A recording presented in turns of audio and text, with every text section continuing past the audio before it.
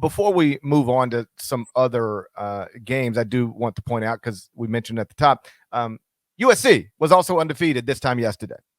They go and play a weird afternoon makeup game at Stanford, no fans.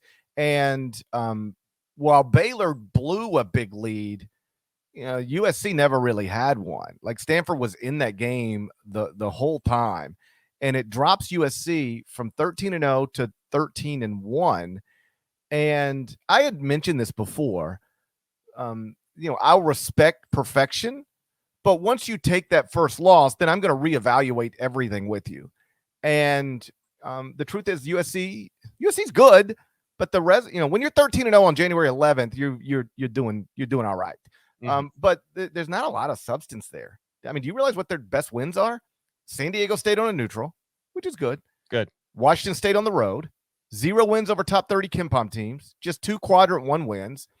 They're 5-1 in the first 2 quadrants now, but that loss comes to a Stanford team that's ranked 78th at KenPom.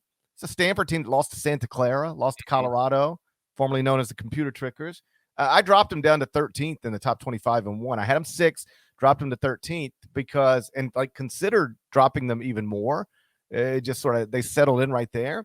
But again, 13 wins, 14 games, nice, but there's not a lot of substance, no signature wins. Did you just say nada? Yeah, I would agree. And it was Stanford's first game since December 23rd. No fans at Maples Pavilion there. Harrison Ingram and Spencer Jones, credit to them. They each had 21. And a good win for Stanford. They needed that as a program after just kind of going through a lot of just pauses, and guys had to stay back in Hawaii. Literally, Jared Haas had to stay behind with a few players when they tested positive for COVID, and he was doing their laundry and all that good stuff. USC did not respond well to its first top 5 ranking in the AP Top 25 since 1974. Andy Enfield said after the game, "We just didn't defend at a high enough level, and offensively we couldn't make shots. We had plenty of good looks. Our offense didn't give our defense margin for error. We weren't good on either side of the ball, as we have been for most of the season." USC had been playing pretty well defensively overall. In fact, through its first 12 games, not one team shot better than 40% from the field against the Trojans. The past 2 games, that hasn't been the case. Cal narrowly got past that mark with 40.7% shooting over the weekend. And then the Cardinal shot 43.9% on Tuesday night. USC was going to be the lead item in the court report if it had been able to win.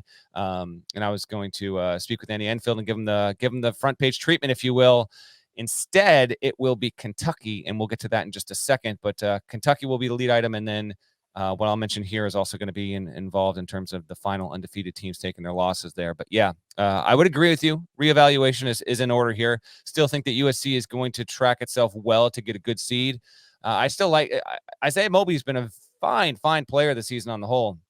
And I think he's got a shot at being an All-American once we get down the road. But next up, because of the schedule crunch in the Pac-12, USC's got to turn around, and it's got 2 winnable games at home: Oregon State on Thursday and then Oregon Saturday. It's got to get that done. January 11th, by the way, just a side note, with Baylor and USC falling on that date. That's earlier than average. So in today's court report, if you listen to this on your phone or whatever, a couple hours later, go to cbssports.com or the CBS Sports app, and the court report will be up. And the lead item will be about Kentucky. The second item has to do with historically how teams do when you are the last undefeated team. TLDR is that second weekend should be the minimum baseline there. Average record of the team when it takes its final loss is 20-0. Neither of these teams got to that point, but almost every team since 1991-92, the past 30 years, if you're the last undefeated team, I'd trivia time you here, but I feel like it might be a little too hard, so I'm not going to do this. Only 2 teams that have been the final undefeated team, or being the last undefeated team on that final date, haven't made the NCAA tournament that same season that were eligible. SMU also qualifies, but it wasn't eligible the year that it did that. Clemson was obviously infamously one of them back in 2007, I believe that it was.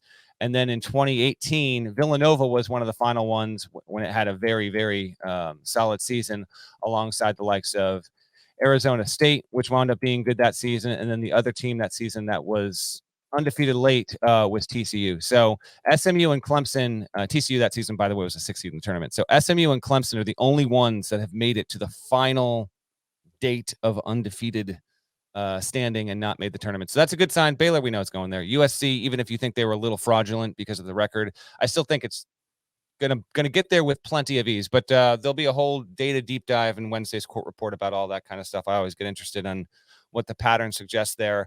Bottom line, Parrish, my question for you before we move on to everyone else. When we get to March, is USC can't wait to get to March. And when we get to Selection Sunday here, and we're a little more than 2 months away from that, or we might actually be 2 months close to the day here. I think the tournament starts March 15th. I don't know off the top of my head. Anyway, question is this: USC, number 5 seed or better on Selection Sunday, yes or no? 5 seed or better. Yeah, I'll say yes. Me too. I agree. I think that this team's defense will and I think it will do well. I think it's going to be in that spot in the Pac-12, could easily be in a situation where it has all 3 of those teams, USC, UCLA, Arizona, 5 seeds or better, and then maybe no one else makes the tournament, or if there's a 4th team, it's going to Dayton. And if anybody knows when the NCAA tournament starts, hit us. Let us. We're going to need to know. We're going to need to know that. We got. We're going to have to schedule around that. That's right. We're gonna so like we'll figure that out.